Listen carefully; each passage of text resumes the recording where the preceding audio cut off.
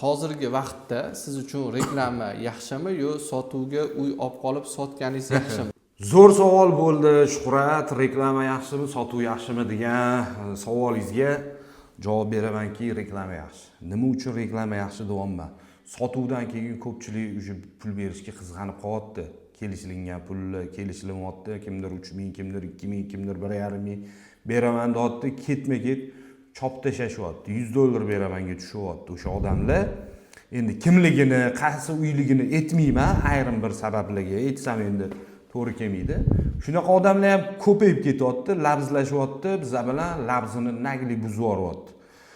Kerak bo'lsa ayol kishilar labzida turib, mana men sizlarni haqqinglar deyapti. Kerak bo'lsa shunaqa. Ketma-ket bizda shunaqa jarayonlar bo'ldi-da.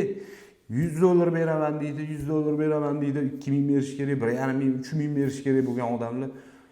O'shaning uchun bizga ham, sizlarga ham, ya'ni uy sotmoqchi bo'lgan insonlarga taklif qiladiganimiz reklamani o'zini berasizlar.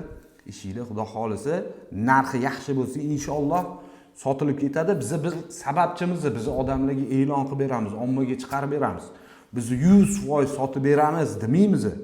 Narxini to'g'ri belgilasa, sotilib ketadi. Narxlashni bilish kerak, baribir unga ham alohida bir to'xtalamiz. Xudo xolisa, reklama yaxshi deb ayta olmayman. Xudo xolisa, yana boshqa savollar bo'lsa beraverasiz. Endi shu yerda hozir bitta savol kelib qoldi aka menga. Reklama deyapsiz, reklama deganda siz o'sha xonadonni reklama qilishga borganingizda u aytgan narx bo'yicha siz reklama qilasizmi yoki o'zingizni tajribangizga asoslangan holatda reklamaga olib chiqasizmi uylarni? Bo'ldi, tushunarli. Yo'q. Boramiz, baribir avtomatik sotmoqchi bo'lgan odam qimmat sotish xohlaydi, olmoqchi bo'lgan odam arzon olish xohlaydi. Bizi ham ko'pam kuymaydigan narxni chiqaramiz biz. Chunki to'g'ri bizga pulimizni beryapti, gap bo'lishi mumkin emas, lekin aytgan narxini qo'yib ketish u to'g'ri kelmaydi. U bozor narxi bor. Bir kunda sotiladigan narxlarni ham bilamiz. Bir kunda sotiladigan narxlarni ham bilamiz. Kerak bo'lsa 2 soatda ham sotilib ketadi. U narxlarni ham bilamiz. Yo'q, biz unaqa ishlamaymiz. Chunki shu sotayotgan odam qanday bekordan bekorga sotmayapti, nimadirga yaraydi deb sotyapti. O'shani hisobga olgan holatda biz masalan deymiz, bir kunda sotadigan narxini aytamiz. Masalan deydi 10 kunda sotadigan narxini aytamiz. Keyin 3-4 kunda sotiladigan narxlarni ham aytamiz-da. Menimcha qo'ysangiz bunaqa bo'ladi, bunaqa qo'ysangiz bunaqa bo'ladi. Biz taklif beramiz. Kerak bo'lsa, mana shu narxi bilan talashishib urushib ketgan joylarimiz ham bo'lgan. Egalari bilan, uy egalari bilan urushib ketgan joylarimiz ham bo'lgan. Chunki narx qimmat aytyapti. Sal insof bilan ayting, insof bilan odamlar ham kelib so'raydi o'zi. Duomizni narxlashi ham baribir, masalan, eski uy bo'lsa, baribir hozir yer hisobida sotilib ketyapti. Eski uylar hammasi yer hisobida chiqyapti. Qo'ni qo'shnidan ortsa, yer hisobida e'lon qilyapmiz. Kimdir oldin yashab ketgan odamlar обязательно qiziqadi eski mahallasiga, o'shalarga qiziq bo'lyapti. Kelyapti, birisimi ikisimi qimmatroq bo'lsa ham olyapti. Masalan, $30,000 mana bu mahallada, mana bu joyda yo'q, 35 mingga ham savdo bo'lyapti. Chunki u mahallani qadrini u odam biladi-da, 35 mingga ham ola oladi. Bittasi aytayapti, misol uchun, men imini mana shu ko'chamdan deyapti, 37 mingdan qo'shninikini qo'ysak 45 minggacha, 50 minggacha olaman mana shu ko'chadan deyapti. Faqat fasadi bo'lsin, yaxshi bo'lsin, mana bunaqa joy bo'lsin, 45 ming, 50 ming dollargacha olaman deyapti, daji. Endi baribir narxi chiqarish shu, narxini endi agar korobka holatdagi uy bo'lsa, yer hisobini olamiz, korobkaga taxminan nech pul ketdi hisob-kitobini chiqaramiz, обязательно chiqaramiz. Egasiga aytamiz, "Aka, sizga mana 80 mingga tushgan ekan masalan, egasi 100 ming so'rayapti. Sizga 80 mingga tushgan ekan, pul qanaqa, zarilmi?" Zaril bo'lsa 80 ming qo'ying, bir kunda sotib yuboring. "Yo" deydi, 80 mingga bo'lmaydi, to'g'ri kelmaydi deydi-da, misol uchun.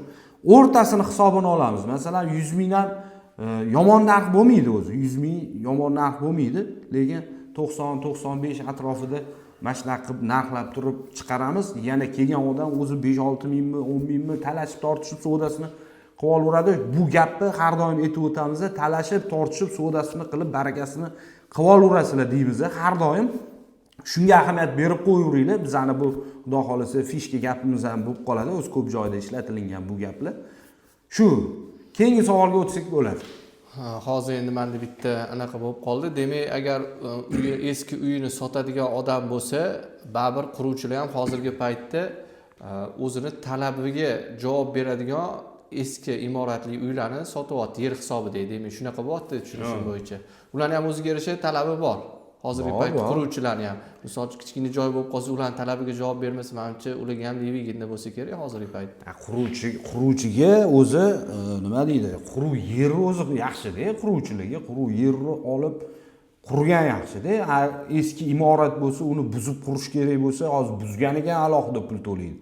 O'shani hisobini olib quruvchilar ham narx so'raydi-da, misol uchun 35 minglik mahalla deyli, 35 ming sotiga yurgan bo'lsa, hozir anu odam masalan 35 mingdan olsa, uni buzib mani o'qiguncha 36-37 mingga aylanib ketishi mumkin. Unga qimmat bo'lib ketishi mumkin. Undan tashqari vaqt ham yo'qotiladi, demak. To'ppa-to'g'ri, shu hamma narsa bir-biriga bog'liq. Endi navbatdagi savollarimizga keladigan bo'lsak, mavzudan tashqari blitz savollarim bor, aka. O'shani berishda davom etaman sizga.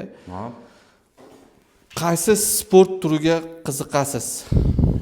Qiziqishim, o'zi futbol o'ynashga qiziqaman, lekin futbol tomosha qilishga qiziqmayman. Chunki unaqa ortiqcha vaqtim yo'q. Keyin bu savollarning ichida ko'proq baribir meni loyiham bo'lganiga bu sport haqidagi savolni sal boshqacharoq talqinda Shuhrat beryapti. Endi men buni nazarda tutib gapirmagan edim, qaysi sportga qiziqasiz deb. Xo'p, hozirgi sportda bo'layotgan yengilliklar, shov-shuvlar haqida o'zi tema shunaqa edi. Hozir masalan kechagina Qozog'istonlik kelib, "Gold qaydasan?" deb chiqdi. Bu gold chiqadi. Erka bilan qaydasan deydi. O'shanaqa ma'nodagi anaqalaydi.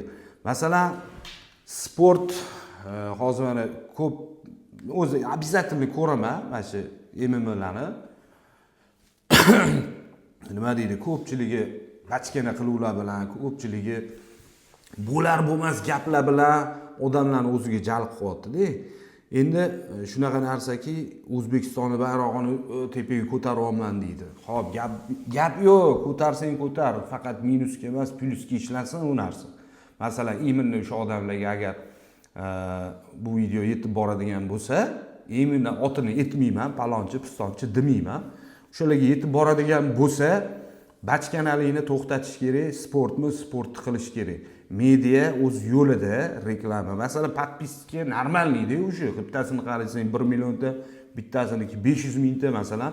Bachkanalar ko'payib ketdi. O'sha bachkanalarni to'xtatish kerak, to'g'ri yo'lga o'zi chaqirishyapti ham, varasa videolar chiqyapti. O'sha narsaga biz ham qo'shilib qolgan bo'lamiz.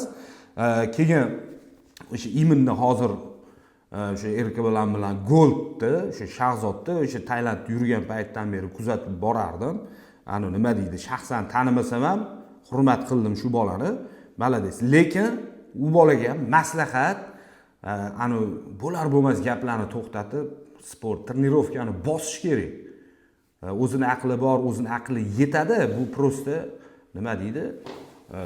Men baleshiyman misol uchun, o'sha Goldga muxlisman, o'sha muxlis sifatida aytaman, o'zini qo'lga olib, nima deydi, bachkana gaplarni gapirmasdan trenirovkani qilib, gazini bosish kerak. Xudo xolisa o'sha to'xtar kelganda bir savalash kerak, uxlatish kerak o'sha bolani. Lekin u bola nima deydi, hozir juda ham kuchayib ketdi, to'xtar. Sportsmen bo'lib, vaqti kuchayib ketdi. Oldingi bo'ylaridan ko'ra hozirgi bo'ylari vaqti kuchli bo'ldi.